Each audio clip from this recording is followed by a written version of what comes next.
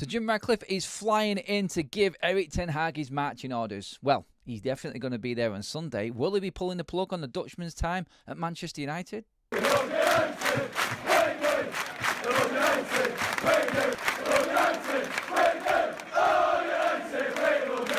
FC Porto and Aston Villa. Those, according to reports, are the two games that Erik ten Hag has got left to prove that he has got something. And the biggest indication now has just been released with a report from Laurie Whitwell from The Athletic saying that Sir Jim Ratcliffe is going to be in attendance for the game against Aston Villa this Sunday. Crunch time for Erik ten Hag. This is Forever United TV. Welcome along to the video, everybody. Before we get started going deep into the story about Erik ten Hag and Sir Jim Ratcliffe, please do give this video a like. Make sure you have subscribed to the channel. Lots of you have. We have just passed 60,000. Thank you so much for that, everybody. Make sure you hit the bell notification as well to be notified of all Manchester United free content coming your way.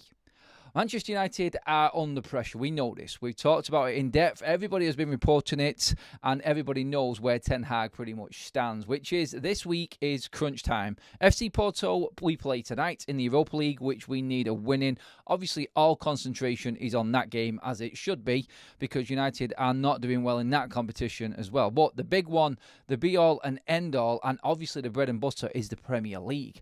Manchester United sitting 13th in the table right now, just 2 wins this season so far, 6 games in. Yes, some may say that that is only a few games and it can be turned around. Well, Ten Hag apparently needs to turn it around against Aston Villa this weekend. Laurie Whitwell has come out of The Athletic, bringing in detail as to where the situation is at and where Manchester United's hierarchy are, in their opinion, of Erik ten Hag at the moment.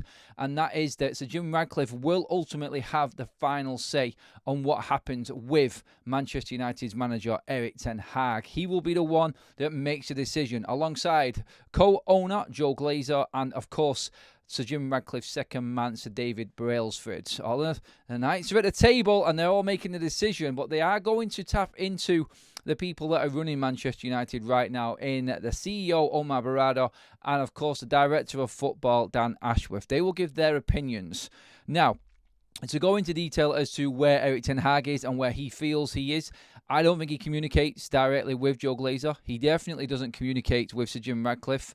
I'm pretty certain Dave Brailsford is on the outskirts as well. So when it comes to a decision, it will be input only from Omar Barada and from Dan Ashworth, the two main people that Ten Hag does have contact with. In fact, both of these men are on the plane or on a plane and have arrived already in Portugal for tonight's game against Porto in the Europa League. So they are Erik ten Hag's port of call. They're the ones that he goes to communicate, and obviously they are the ones that report to Sir Jim Ratcliffe. We are about to test the mettle of Ineos's reign and the new structure at Manchester United already, because big decisions need to happen, and everybody is wondering when Sir Jim Ratcliffe will make the call on Erik ten Hag. Is it going to be a conversation this weekend with the directors of Manchester United because Sir Jim Ratcliffe is in town just to talk about why United are underperforming? Is it to prolong Erik ten Hag? Is there a point that they will all say this is it and ten Hag is gone? Well, we already know that all of the directors of Manchester United have met with Sir Jim Ratcliffe over the last international break, and they then discussed where Manchester United was performance related. This was all being reported by The Athletic again, and they were talking about when a decision was going to be made if results didn't, well, let's say results didn't get a bit of an upturn. And Manchester United's form post the last international break is what we're talking about now, and it has been pretty poor. Obviously, we had the win against Southampton and Barnsley, which kick-started things off well, and it all looked good. But then, since then, everything has gone completely downhill. And the report from The Athletic is saying now that Manchester United, where the directors, Omar Barada and Dan Ashworth, are understanding, and the patience of the situation is important to take into consideration here. The project, integrating new players, the younger players, and developing players, their patience is going to run thin if results do not start to get better. And it is thought that it is actually going to be the Porto game and the Aston Villa game, which pretty much tells us where Ten Hag's future lies. Is it with Manchester United for the foreseeable and another chance is given to the Dutchman, or if he is in fact going to be given his marching orders by Sir Jim Ratcliffe and Ineos? All of this comes in the midst of Ten Hag and his interview this week with Sky, talking about him being on the same page, being in the same boat as the directors and Ineos. They are in constant communication, apparently, about the plan and everything going forward. But, like's been said and like's been reported, Ineos' reputation and Ineos' directors and their reputations alone of this new team that has been built at Manchester United, their reputations are all at risk. If United are going from their worst Premier League season ever, and then in the first season of Ineos' tenure and in control of Manchester United sporting operations, start to become worse after the amount of money that's been spent, reputations start to look a little bit, let's just say, they start to get damaged. We say it that way, because obviously we have got the best in class apparently. United have a football structure in place right now, and if Sir Jim Ratcliffe is going to make a decision on Ten Hag, he has to think about the people that he's brought in as well. And will Dan Ashworth and Omar Barada back the man that they have been in communication with over the last 2 or 3 months since pre-season and the start of this season? Are they going to be true to their word? Are they going to be like they was in previous jobs where they were more cutthroat? They made big decisions. Is this why the structure is in place right now? That's what you've got to also ask, because Manchester United's season is pretty much in the balance. It could fall off a cliff. In fact, some people are already saying it has done that and has gone that far and Ten Hag needs to go. Others are clinging on to the fact that Ten Hag has got a young squad. It is very young and up there with the youngest in the league, and he needs time to develop. But what about the previous 2 years?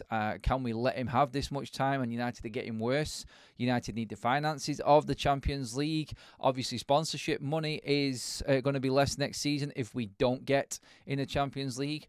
United in backing Ten Hag publicly so far since that debacle that was Tottenham Hotspur's defeat at Old Trafford at weekend, they have lost £70 million worth of value on the share price as well. So Jim Ratcliffe is in town. So Jim Ratcliffe is going to be at Aston Villa this weekend, and he will be the one that makes the final call on Erik Ten Hag.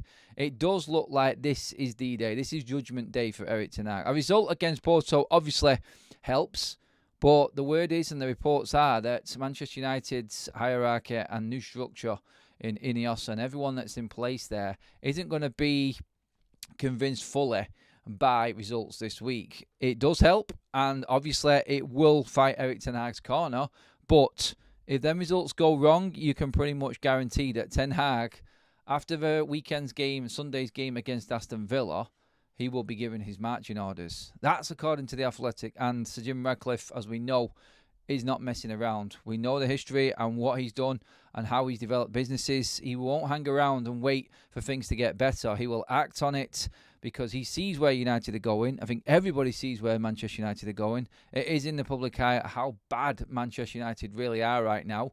And yes, I think there's a feeling, and that overwhelming feeling pretty much, that everybody's looking at Manchester United right now and laughing at Manchester United. So will that push Ineos into action? Will that push Jim Ratcliffe over the edge? Is it enough to get victories in the next 2 games?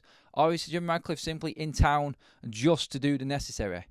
That's what I want to know from you. Get in the comments below. Is Sir Jim Ratcliffe going to be at Villa Park simply because he needs to be in town to make the decision no matter what happens in the games? Or does he want to see for himself?